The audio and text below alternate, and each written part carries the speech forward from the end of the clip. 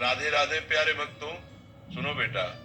श्री कृष्ण कहते हैं जब रिश्ते रुलाने लगे तो समझ लेना अब वक्त है खुद से मिलने का, क्योंकि जब अपनों से दर्द मिले तो ऊपर वाला चाहता है कि तुम अब अपने बनो। जिसने तुम्हें रुलाया शायद वह तुम्हारा सबक था, लेकिन जो आंसुओं में भी तुम्हें समझेगा वह तुम्हारा सच होगा। रिश्ते अगर दिल तोड़े तो उन्हें दोष मत दो, क्योंकि टूटे हुए रिश्ते अक्सर मजबूत इंसान बना देते हैं। श्री कृष्ण कहते हैं कभी कभी खुद को खोने से पहले दूसरों की परछाइयों से निकलना जरूरी होता है। जिसने आज तुम्हें छोड़ दिया उसे एक दिन तुम्हारी खामोशी में चीख सुनाई देगी, पर तब तुम मुस्कुराओगे क्योंकि तुमने अब रोना छोड़ दिया होगा। कहते हैं ना, जो टूटकर भी न टूटा वो रिश्ता खुद से था, जो अंधेरे में भी साथ रहा वह दीपक खुद का था। श्री कृष्ण कहते हैं जब आप खुद को नहीं समझते वही असल में जीवन की सबसे बड़ी उलझन है, क्योंकि जब आत्मा ही ब्रह्म में हो तो बाकी संसार की समझ क्या मायने रखेगी।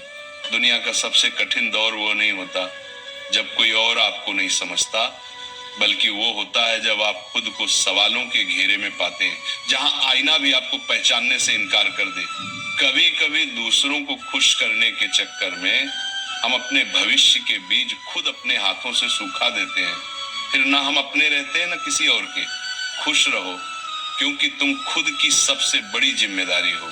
और याद रखो, जो बदला जा सकता है उसे बदल डालो, जो नहीं बदला जा सकता उसे स्वीकार कर लो, और जो स्वीकार नहीं हो सकता वहां से चुपचाप हट जाना भी एक परिपक्वता है। हर रिश्ता स्वाद बदलता है, कभी नमकीन, कभी मीठा, कभी तीखा, लेकिन स्वाद इस बात पर निर्भर करता है कि हम उसमें रोज क्या मिला रहे हैं। कभी मैं कम बोलो, हम थोड़ा ज्यादा, और आप सबसे ज्यादा। लोकप्रियता पाने से ज्यादा जरूरी है मन में शांति पाना। जंगल में सबसे पहले सीधे पेड़ ही काटे जाते हैं, टेढ़े पेड़ अक्सर बच जाते हैं। सीधा होना अच्छा है, लेकिन हद से ज्यादा सीधा होना खुद की अनदेखी को आमंत्रण देना है। कभी कभी हद से ज्यादा भला होना भी आत्मा को घायल कर देता है। झुको मगर सिर्फ विनम्रता के आगे। शक्ति, रूप या धन के आगे झुकना आत्मा की गरिमा को गिराने जैसा है। याद रखना, जब तक तुम अपनी सबसे बड़ी कमजोरी से नहीं टकराओगे तब तक अपनी सबसे बड़ी ताकत की पहचान नहीं कर पाओगे।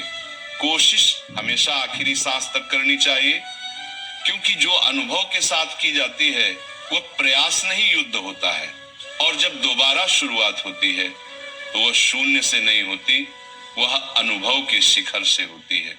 काम छोटा हो या बड़ा उसकी चिंता मत करो।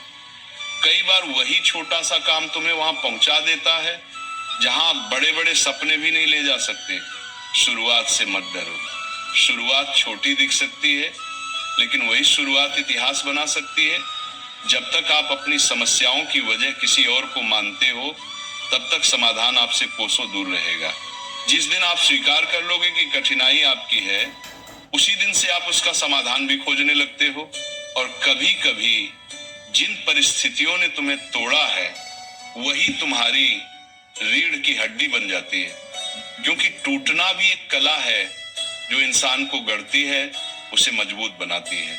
हर गिरावट एक नए उठान की प्रस्तावना होती है, हर दर्द एक नए साहस की गूंज होती है, हर अंत एक नए आरंभ का संकेत होता है, और हर हार अनुभव बनकर तुम्हारे साथ खड़ी होती है। जो कुछ बचा नहीं वही तुम्हें सब कुछ बनने का रास्ता देता है, और जो कुछ नहीं था वही तुम्हारा सबसे बड़ा आधार बन जाता है।